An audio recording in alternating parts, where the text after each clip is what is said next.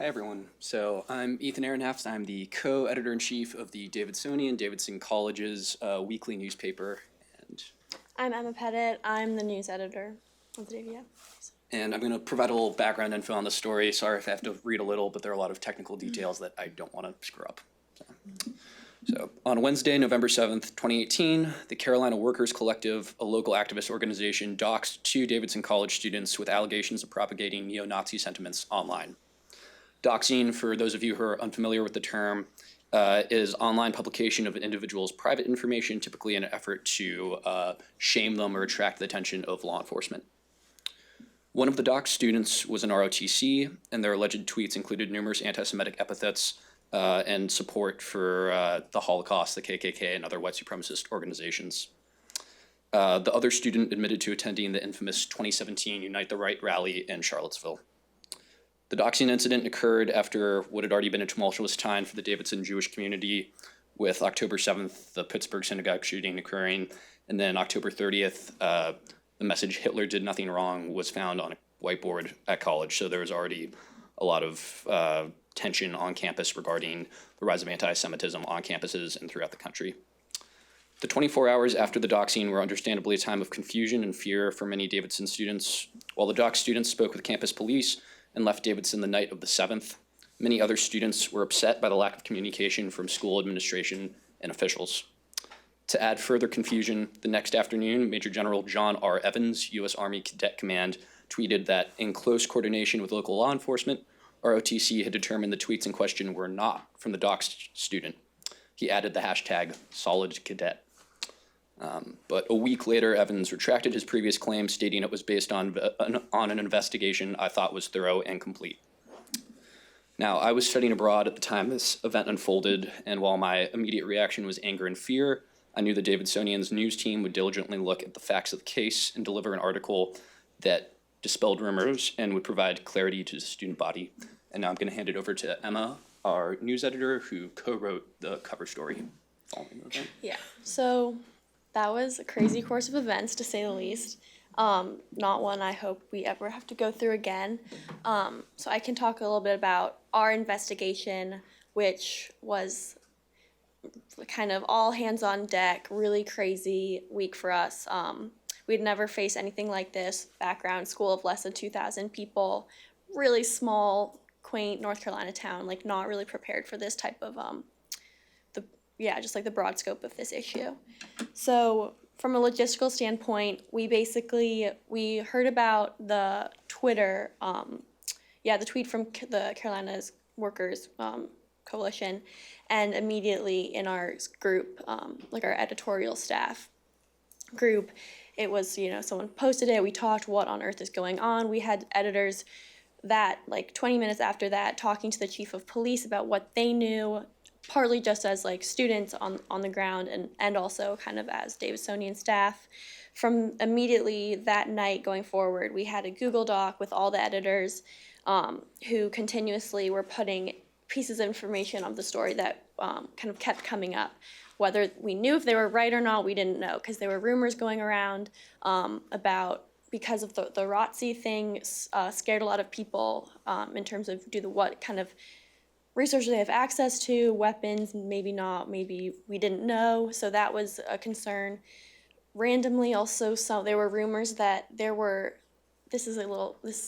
don't even know how to explain this, but there were rumors that they're on a whiteboard in the library, someone found plans for a school shooting, which were later figured out to be for a project about conspiracy theories for a class, but the students who made that whiteboard had just never even considered that could be how it was interpreted. So no one was coming up to dispel those rumors because no one understood. Like even those students were like, "Wow, that's crazy," like some whiteboard. So that was kind of an ongoing thread as well. So how we kind of as staff went about verifying, checking out all these stories, where we talked to the school lawyer ad nauseum about what she knew, which was a lot, and she could not tell us the vast majority of it, which is slightly frustrating. The chief of police, residence life, who was involved in the as Ethan said, the removal of those students from campus that night, as well as we tried to reach out to those students, which at first we just picked up the phone and called them because small school, but they were not willing to speak, which understandably. At first, actually, one of the students did pick up the phone and was partly open to having a discussion with a fellow editor, but after, I think, lawyers got involved rapidly and shut that down pretty fast. So those were the logistics. A couple conversations about ethics that we were trying to be really critical of as well is, to what extent is it our place to determine guilt or innocence, which is kind of tricky because North Carolina, I think, like the kind of laws or the hard and fast rule is you can pretty much only be expelled for drug-related offenses. So clearly there are ways to forcibly nudge students off, like, out of the school, making life very difficult for them, essentially, saying these are all of the things you're going to face if you stay, making it not worth it for them. So while that investigation was going on for the school, seeing kind of what measures they would take, those conversations were all, like, confidential behind closed doors. We didn't have access to that.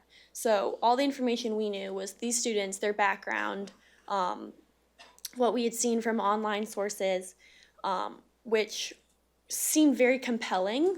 So the way that they doxed these students were to take photos from their personal accounts and, like, line them straight up next to the anonymous Twitter accounts. So all of the, if they mentioned something they were involved in, all of it checked out. Like, how many Davidson students are in ROTC, have this background, went to this lake on this day, so it was very compelling evidence, but basically we came down to the fact that because we couldn't point to a conviction, that's probably not the right legal term, but like in our college's investigation, we basically felt that we couldn't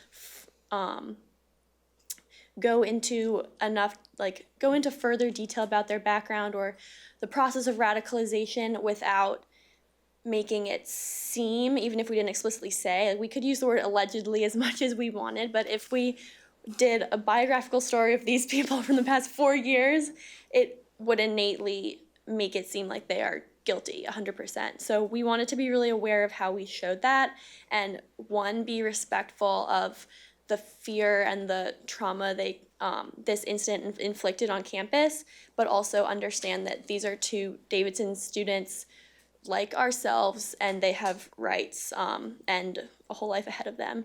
So not only, we didn't want to put anyone in a position where there was any chance that we weren't getting the story 100% right. So that was why we didn't mention their names or go into detail about kind of speculating the process of radicalization, even though we had a lot of information that we could have used. We wanted to be really careful.